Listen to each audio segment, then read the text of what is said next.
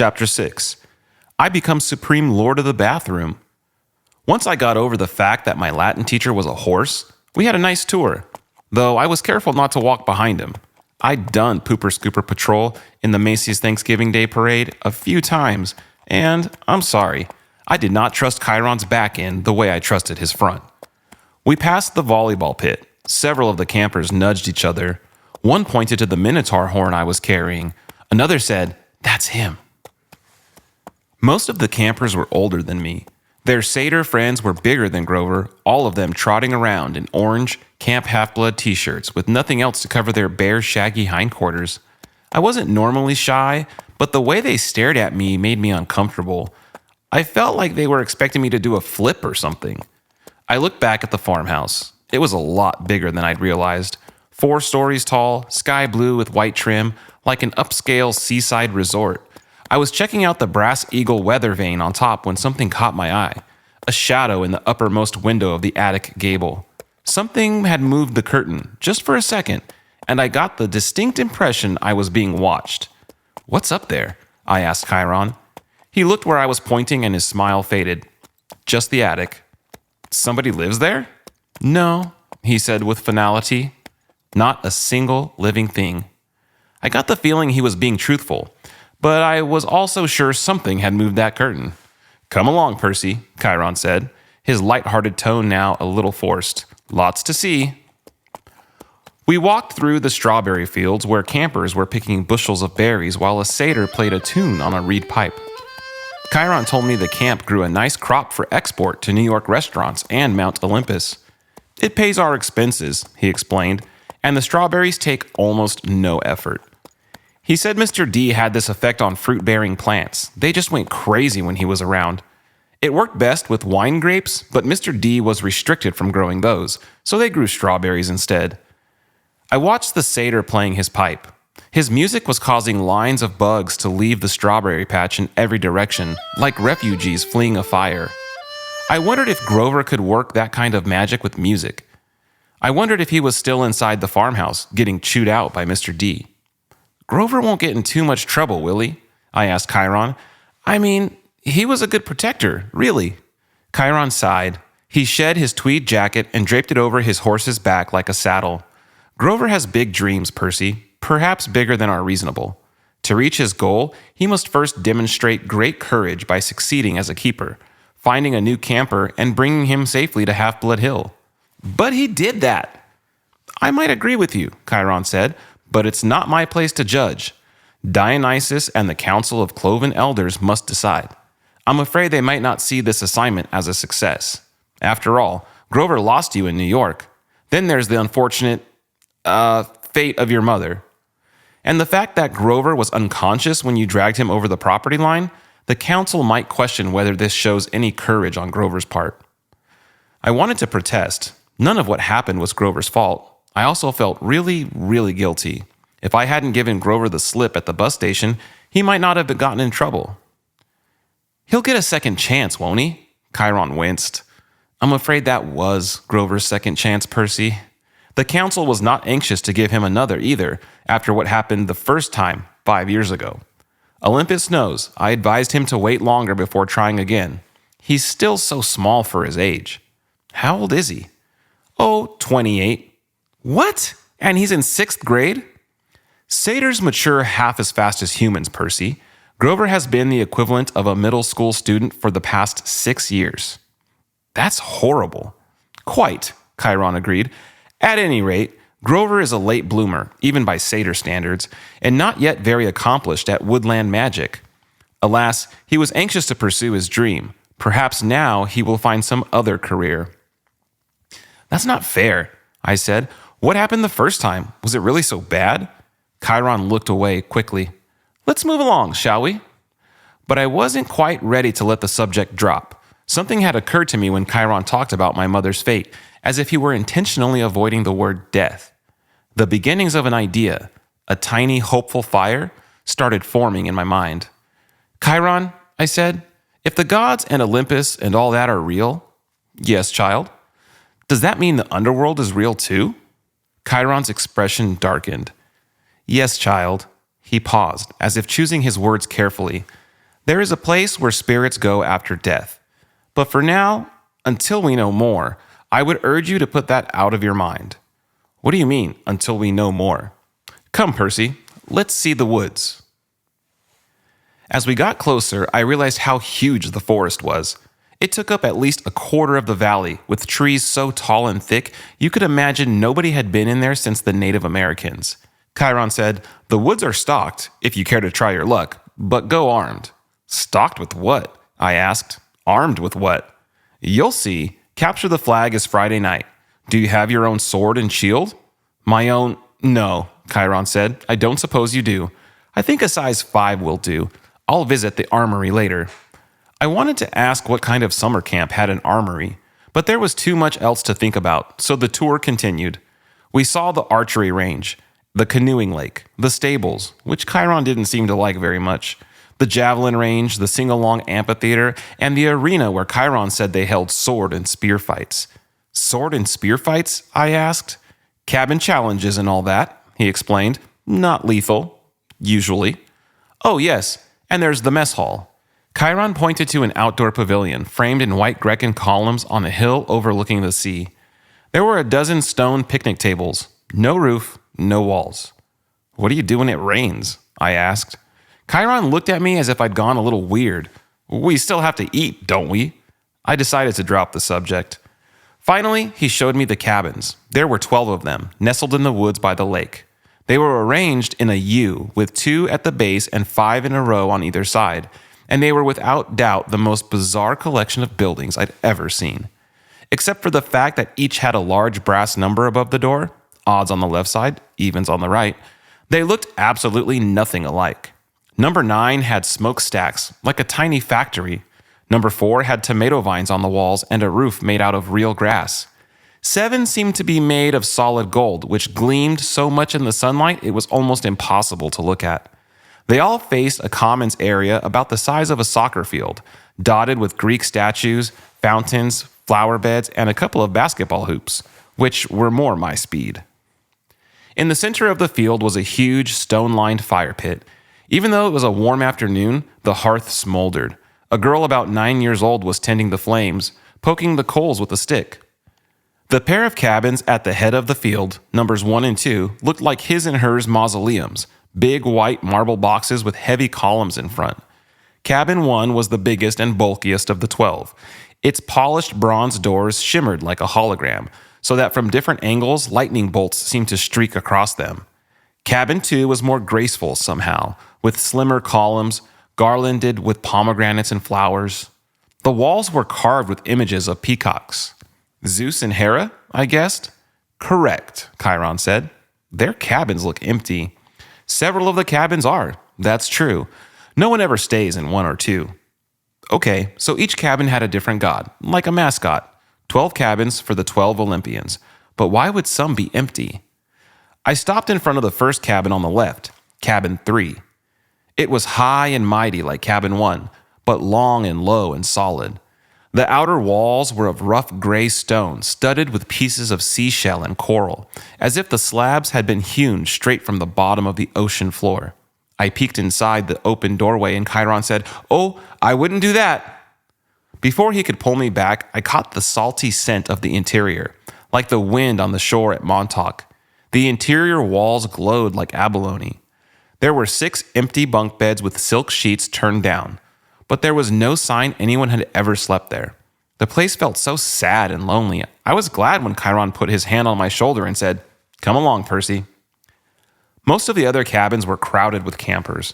Number 5 was bright red, a real nasty paint job, as if the color had been splashed on with buckets and fists. The roof was lined with barbed wire. A stuffed wild boar's head hung over the doorway, and its eyes seemed to follow me. Inside, I could see a bunch of mean-looking kids, both girls and boys, arm wrestling and arguing with each other while rock music blared. The loudest was a girl maybe 13 or 14. She wore a size XXXL Camp Half-Blood t-shirt under a camouflage jacket.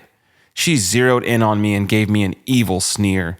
She reminded me of Nancy Bobofit, though the camper girl was much bigger and tougher looking, and her hair was long and stringy and brown instead of red. I kept walking, trying to stay clear of Chiron's hooves. We haven't seen any other centaurs, I observed. No, said Chiron sadly. My kinsmen are a wild and barbaric folk, I'm afraid. You might encounter them in the wilderness or at major sporting events, but you won't see any here. You said your name was Chiron. Are you really? He smiled down at me. The Chiron from the stories? Trainer of Hercules and all that? Yes, Percy, I am. But shouldn't you be dead? Chiron paused, as if the question intrigued him. I honestly don't know about should be. The truth is, I can't be dead. You see, eons ago the gods granted my wish. I could continue the work I loved. I could be a teacher of heroes as long as humanity needed me. I gained much from that wish. And I gave up much. But I'm still here, so I can only assume I'm still needed. I thought about being a teacher for 3,000 years. It wouldn't have made my top 10 things to wish for list. Doesn't it ever get boring? No, he said. Horribly depressing at times, but never boring. Why depressing? Chiron seemed to turn hard of hearing again. Oh, look, he said. Annabeth is waiting for us. The blonde girl I'd met at the big house was reading a book in front of the last cabin on the left, number 11. When we reached her, she looked me over critically like she was still thinking about how much I drooled. I tried to see what she was reading, but I couldn't make out the title. I thought my dyslexia was acting up. Then I realized the title wasn't even in English. The letters looked Greek to me. I mean, literally Greek. There were pictures of temples and statues and different kinds of columns, like those in an architecture book. Annabeth, Chiron said, I have master's archery class at noon. Would you take Percy from here? Yes, sir. Cabin 11, Chiron told me, gesturing toward the doorway. Make yourself at home. Out of all the cabins, 11 looked the most like a regular old summer camp cabin, with the emphasis on old. The threshold was worn down, the brown paint peeling. Over the doorway was one of those doctor's symbols, a winged pole with 2 snakes wrapped around it. What did they call it? A caduceus. Inside, it was packed with people, both boys and girls, way more than the number of bunk beds. Sleeping bags were spread all over on the floor. It looked like a gym where the Red Cross had set up an evacuation center. Chiron didn't go in. The door was too low for him. But when the campers saw him, they all stood and bowed respectfully. Well then, Chiron said, good luck, Percy. I'll see you at dinner. He galloped away toward the archery range. I stood in the doorway looking at the kids. They weren't bowing anymore. They were staring at me, sizing me up. I knew this routine. I'd gone through it at enough schools. Well, Annabeth prompted, go on. So naturally, I tripped coming in the door and made a total fool of myself. There were some snickers from the campers, but none of them said anything. Annabeth announced, Percy Jackson, meet cabin 11. Regular or undetermined? Somebody asked. I didn't know what to say, but Annabeth said, undetermined. Everybody groaned. A guy who was a little older than the rest came forward. Now, campers, that's what we're here for. Welcome, Percy. You can have that spot on the floor, right over there. The guy was about 19, and he looked pretty cool. He was tall and muscular with short-cropped sandy hair and a friendly smile. He wore an orange tank top, cutoffs, sandals, and a leather necklace with 5 different colored clay beads. The only thing unsettling about his appearance was a thick white scar that ran from just beneath his right eye to his jaw, like an old knife slash. This is Luke, Annabeth said, and her voice sounded different somehow. I glanced over and could have sworn she was blushing. She saw me looking, and her expression hardened again. He's your counselor for now. For now? I asked. You're undetermined, Luke explained patiently. They don't know what cabin to put you in, so you're here. Cabin 11 takes all newcomers, all visitors. Naturally, we would. Hermes, our patron, is the god of travelers. I looked at the tiny section of floor they'd given me. I had nothing to put there to mark it as my own. No luggage, no clothes, no sleeping bag. Just the Minotaur's horn. I thought about setting that down, but then I remembered that Hermes was also the god of thieves. I looked around at the campers' faces. Some sullen and suspicious, some grinning stupidly, some eyeing me as if they were waiting for a chance to pick my pockets. How long will they be here? I asked. Good question, Luke said. Until you're determined. How long will that take? The campers all laughed. Come on, Annabeth told me. I'll show you the volleyball court. I've already seen it. Come on. She grabbed my wrist and dragged me outside. I could hear the kids of Cabin 11 laughing behind me. When we were a few feet away, Annabeth said, "Jackson, you have to do better than that." "What?" She rolled her eyes and mumbled under her breath, "I can't believe I thought you were the one." "What's your problem?" I was getting angry now. "All I know is I kill some bull guy." "Don't talk like that," Annabeth told me. "You know how many kids at this camp wish they'd had your chance? To get killed? To fight the Minotaur? What do you think we trained for?" I shook my head. "Look, if the thing I fought really was the Minotaur, the same one in the stories, yes. Then there's only one. Yes. And he died like a gajillion years ago, right? Theseus killed him in the labyrinth, so..." "Monsters don't die, Percy. They can be killed, but they don't die." "Oh, thanks. That clears it up. They don't have souls like you and me. You can dispel them for a while, maybe even for a whole lifetime if you're lucky. But they are primal forces. Chiron calls them archetypes. Eventually, they reform." I thought about Mrs. Dodds. "You mean if I killed one accidentally with a sword? Your math teacher. That's right. She's still out there. You just made her very, very mad." "How did you know about Mrs. Dodds?" "You talk in your sleep." "You almost called her something. A fury? They're Hades' torturers, right?" Annabeth glanced nervously at the ground, as if she expected it to open up and swallow her. "You shouldn't call them by name, even here. We call them the kindly ones if we have to speak of them at all." "Look, is there anything we can say without it thundering?" I sounded whiny, even to myself, but right then I didn't care. Why do I have to stay in Cabin 11 anyway? Why is everybody so crowded together? There are plenty of empty bunks right over there. I pointed to the first few cabins and Annabeth turned pale. "You don't just choose a cabin, Percy. It depends on who your parents are. Or your parent." She stared at me, waiting for me to get it. "My mom is Sally Jackson," I said. "She works at the candy store in Grand Central Station. At least she used to." "I'm sorry about your mom, Percy, but that's not what I mean. I'm talking about your other parent, your dad." "He's dead. I never knew him." Annabeth sighed. Clearly, she'd had this conversation before with other kids. "Your father's not dead, Percy." "How can you say that? You know him?" "No, of course not." "Then how can you say..." "Because I know you. You wouldn't be here if you weren't one of us. You don't know anything about me." "No," she raised an eyebrow. "I bet you moved around from school to school. I bet you were kicked out of a lot of them." "How?" "Diagnosed with dyslexia, probably ADHD too." I tried to swallow my embarrassment. "What does that have to do with anything?" "Taken together, it's almost a sure sign. The letters float off the page when you read, right? That's because your mind is hardwired for ancient Greek. And the ADHD? You're impulsive, can't sit still in the classroom. That's your battlefield reflexes. In a real fight, they'd keep you alive. As for the attention problems, that's because you see too much, Percy, not too little. Your senses are better than a regular mortal's. Of course the teachers want you medicated. Most of them are monsters. They don't want you seeing them for what they are." "You sound like you went through the same thing?"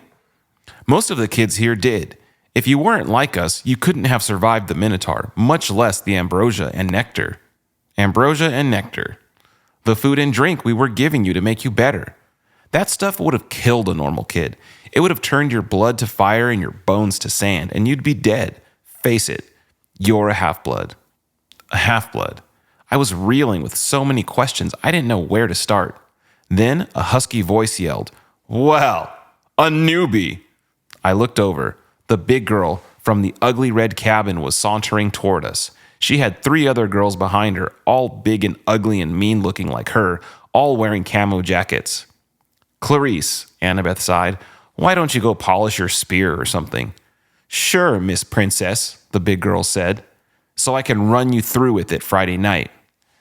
"Eres Korakas," Annabeth said, which I somehow understood was Greek for "go to the crows," though I had a feeling it was a worse curse than it sounded. "You don't stand a chance." "We'll pulverize you," Clarice said, but her eye twitched. Perhaps she wasn't sure she could follow through on the threat. She turned toward me. "Who's this little runt?" "Percy Jackson," Annabeth said. "Meet Clarice, daughter of Ares."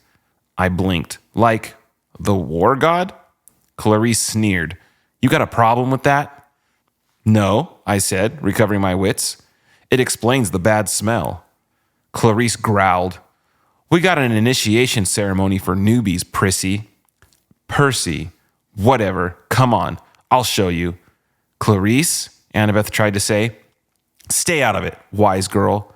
Annabeth looked pained, but she did stay out of it, and I didn't really want her help. I was the new kid. I had to earn my own rep. I handed Annabeth my Minotaur horn and got ready to fight, but before I knew it, Clarice had me by the neck and was dragging me toward a cinder block building that I knew immediately was the bathroom. I was kicking and punching. I'd been in plenty of fights before, but this big girl Clarice had hands like iron. She dragged me into the girls' bathroom. There was a line of toilets on one side and a line of shower stalls down the other. It smelled just like any public bathroom, and I was thinking, as much as I could think with Clarice ripping my hair out, that if this place belonged to the gods, they should have been able to afford classier Johns. Clarice's friends were all laughing, and I was trying to find the strength I'd use to fight the Minotaur, but it just wasn't there.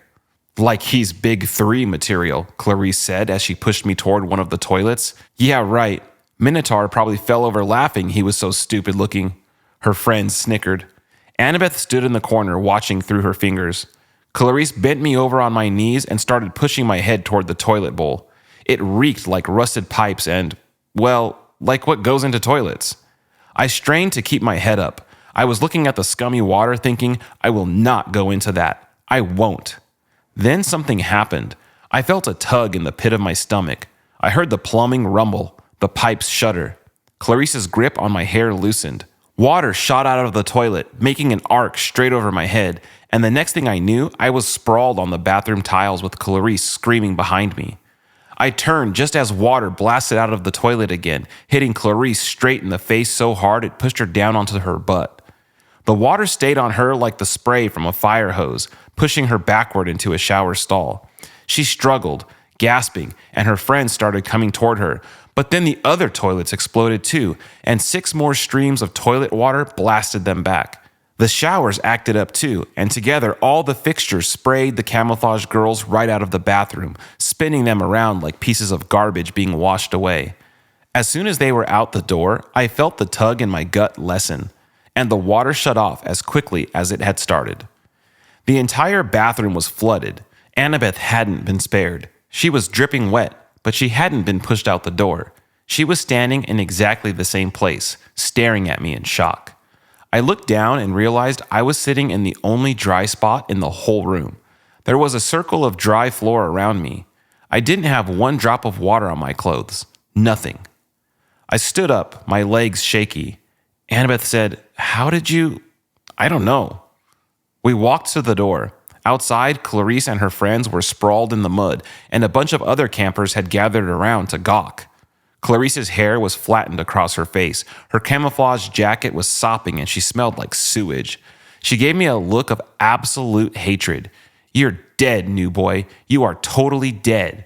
I probably should have let it go, but I said, "You want to gargle with toilet water again, Clarice? Close your mouth." Her friends had to hold her back.